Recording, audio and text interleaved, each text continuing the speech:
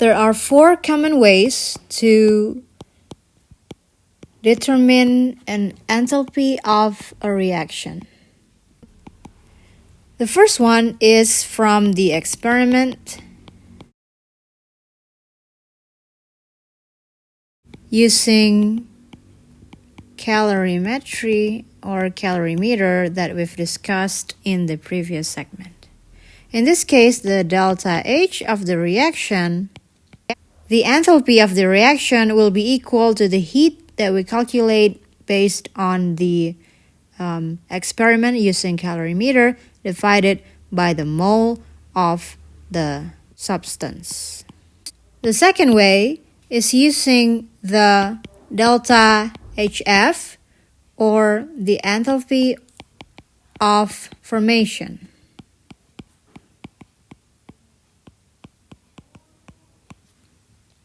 In this case, if we take a look at an example of a reaction, say we have 2A plus B forming 3C, we can calculate the delta H of this reaction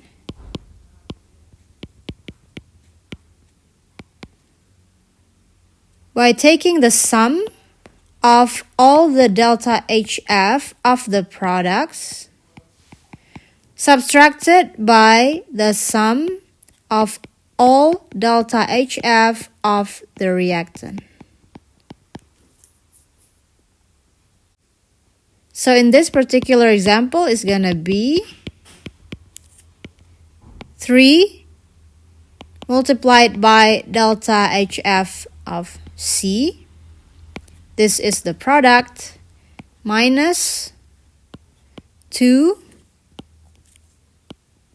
times delta HF of A plus 1 multiplied by delta HF of B.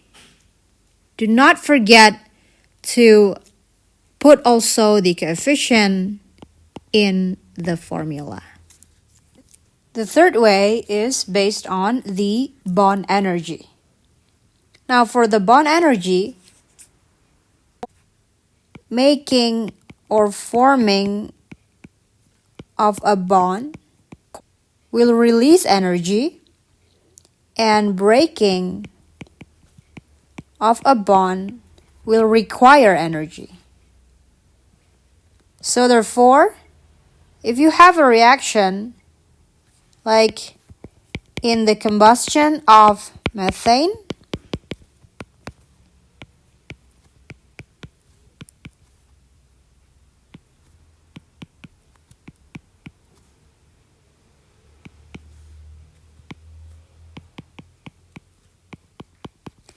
like this,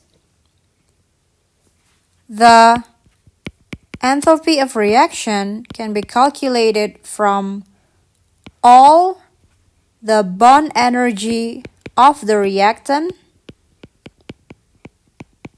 subtracted by the sum of the bond energy of the products. Because in the reactant, the bonds will be broken, and this will have a positive sign as they require energy, while in the products, the bonds will be formed, and this will have a negative sign as forming a bond will release some energy. Don't forget to count each of the bond and also take into account the coefficient.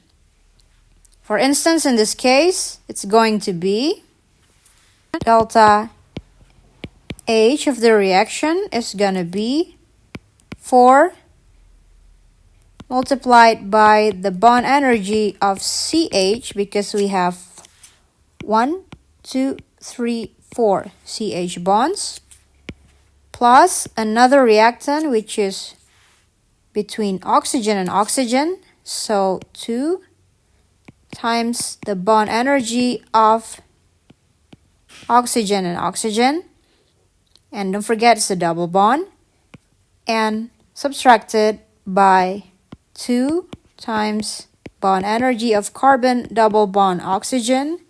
We have 1 here, and then we have 2 over there. And of course, this is not finished yet. We still have to add this up with 2 times 2 of bond energy of H and O. This 2 comes from, there are 2 bonds of OH, and this 2 comes from the coefficient. So always take into account the coefficient. And I made a mistake here. This one should be plus, yeah. So this is the sum of the bond energy of the reactant, and this is the sum of the bond energy of the product. Calculate the number of the bonds and also take into account the coefficient, the stoichiometric coefficient in the balanced reaction. The fourth approach is called the Hess law. The Hess law makes use of the state function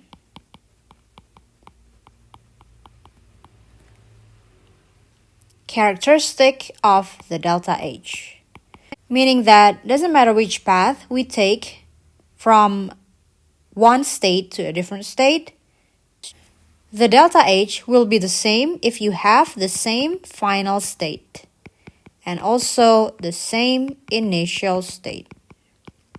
No matter which path you are going to straight away, or if you have something in the middle. For instance, let's take a look at this diagram that we call the enthalpy diagram. Here we have actually 3 different reactions. From here to there, from here to there, and from here to there. And say we have this as the initial state. Let me write that down as initial. And we have this one down here as the final state.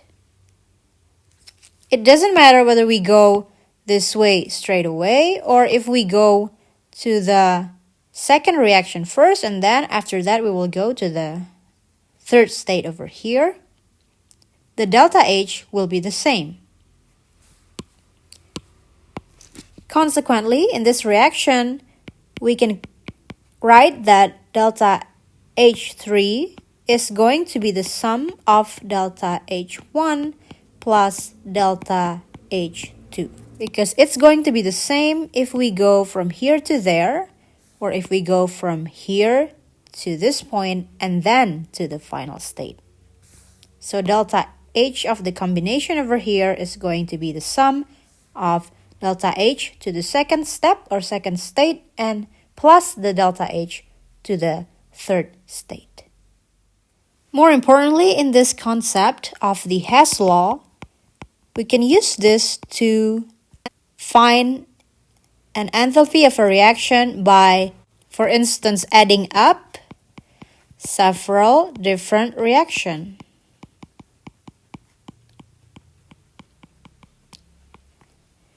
The usual rule of thumb for this is that if you have a reaction and say it has a delta H of minus 20, yeah, for instance, if you reverse this reaction,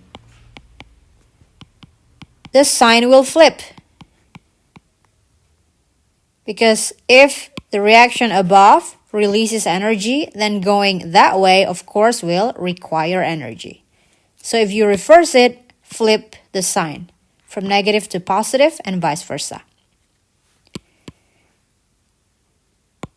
If for some reason you would have to multiply this reaction with a constant, say 2A, 2B becoming 2C, then multiply also the delta H by the same constant.